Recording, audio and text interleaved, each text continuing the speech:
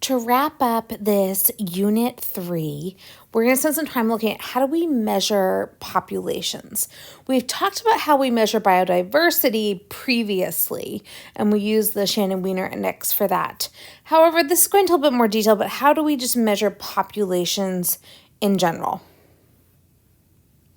So we define population as the total number of individuals of a species that lives in that very defined area. Often we're talking about forests, we're talking about islands, we're talking about coral reefs, we're talking about different types of biomes. And so we want to count all that population. Population density is when we take that number and we kind of divide it by this given area. So take our number and then say, all right, we have this many per square meter, per mile, per hectare, whatever. Density, I'm sure you've come across this word before, and we know that density is a kind of that abundance. So if I have a lot of population, I'm going to have a high density. If I have low population, I'll have a low density.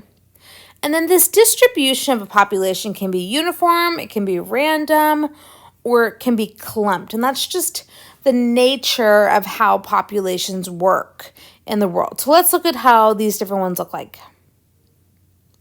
So uniform dispersion, we're going to see this even pattern everywhere. So you can see that we're all kind of evenly dispersed. This is going to be any land bird, puffins, anybody, and they're separated because they each have a nest that they're laying underneath, and they're all kind of spreading themselves so they're not over competing. Humans, we do the same thing. This is a neighborhood, and you can see we're all very evenly, these houses are all very evenly dispersed in this area.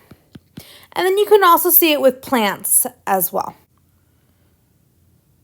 Now, random dispersion, you can see in these pictures here, there's no pattern.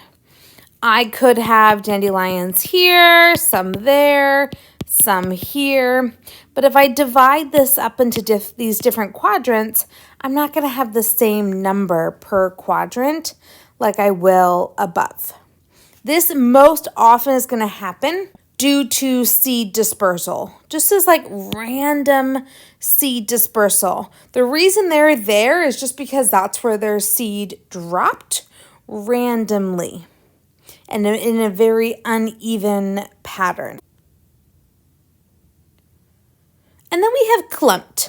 Clumped happens a lot just because of general population movement. This occurs especially when we have individuals that gather in groups, when you have very large group dynamics for a species. For example, elephants at this weird looking waterhole.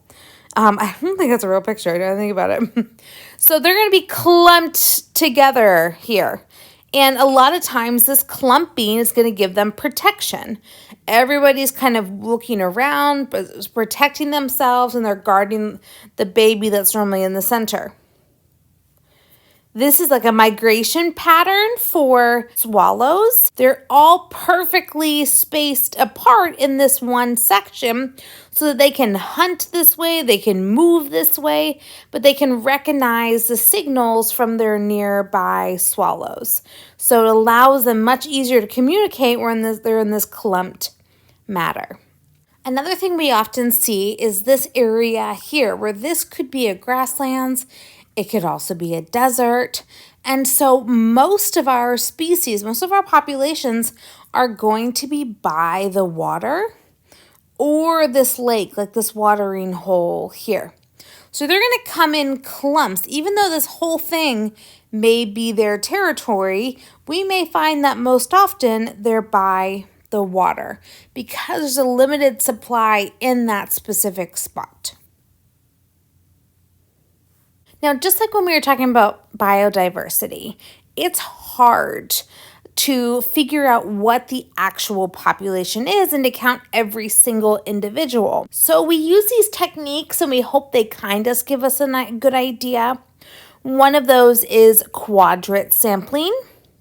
We've kind of looked at that before when we were talking about measuring biodiversity. And then we also have mark and recapture, which I'm sure you've heard of before.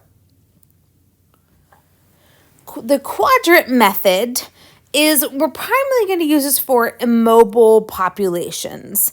Plants, worms, mushrooms, crawling doodads, arthropods, insects, things that are not making big distance gains throughout the day.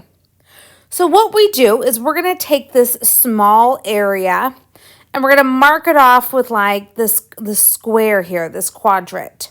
And then once we have our quadrant, we're going to put it on the ground and we're going to measure every single organism, count all the organisms we see inside of here. Now, granted, that can be hard. It can be hard to count every tiny microscopic species that we have in here. So we do our best judgment. So then if I'm looking at a meadow, I'm going to randomly drop down these quadrants in multiple points.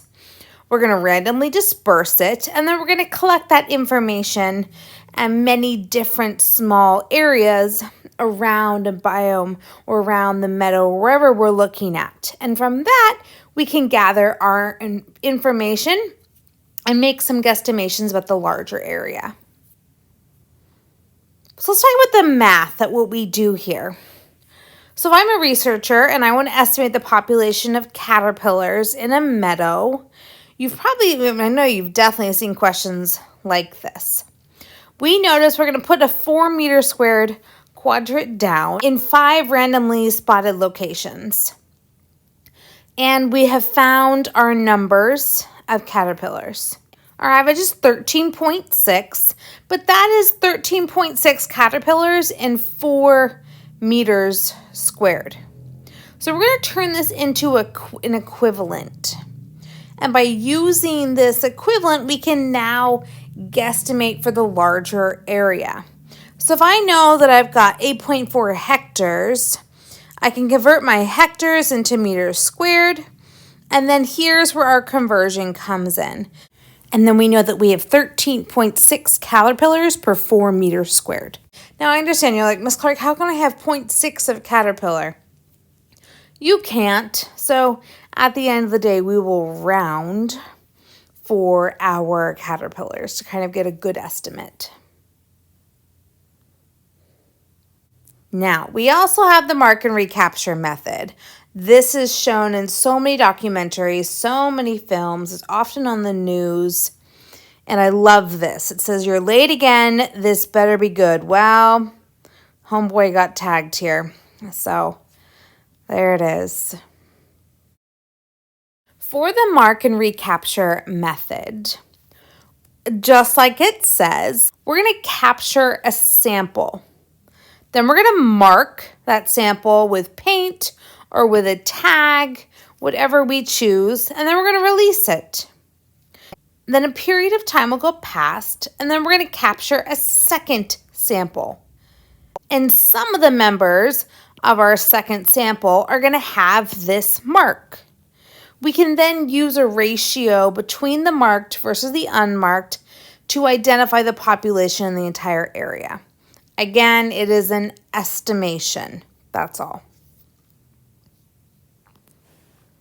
So let's look at how we do this. We're going to look at a ratio between how many we mark, when our second capture, how many are marked, how many are in that second capture, to then hopefully guesstimate what the whole population size is. So we're going to rearrange this for n because n is what we're trying to find. It is the total population size.